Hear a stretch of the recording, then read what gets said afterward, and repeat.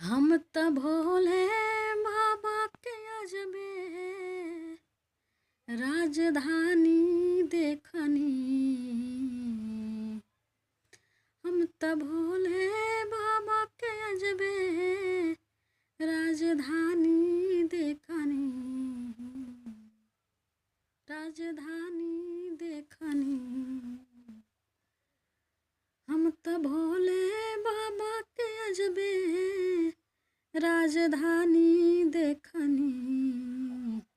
राजधानी देखनी। हम त भोले बाबा के अजबे राजधानी देखनी। ओइजू भूतवे ओइजू भांगे के भरल भांडारी देखनी। ओइजू भांगे के भरल भांडारी देखनी। हम त भोले बाबा के अजबे राजधानी देखनी। ओइजू भांगे के रहे टाटी ओइजा भांगे के रहे खाटी ओइजा भांगिए से छावल हम पलानी देखनी। ओइजा भांगिए से छावल हम पलानी देखनी। हम त भोले बाबा के अजबे राजधानी देखनी।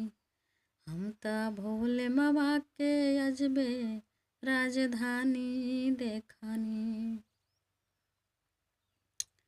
ओइजू भूतव के रहे डेरा ओइजू भूतव के रहे बसेरा ओइजू अरे भूतवे के भारत हम भूतवे के भारत हम पानी देखनी। ओइजा भूतवे के भारत हम पानी देखनी।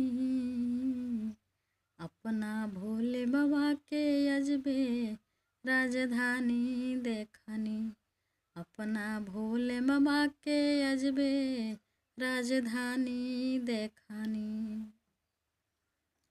अपना भोले बाबा के अजबे राजधानी देखनी हो राजधानी देखनी। अपना भोले बाबा के अजबे राजधानी देखनी।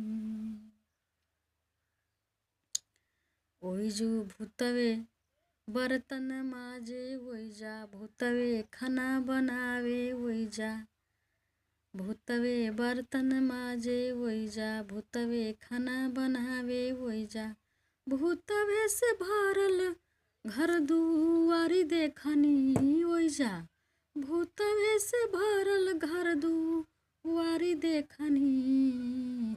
अपना भोले बाबा के अजबे राजधानी देखनी। अपना भोले बाबा के अजबे राजधानी देखनी। आप लोग के ई भजन कैसन लागल कमेंट में ज़रूर बताएं।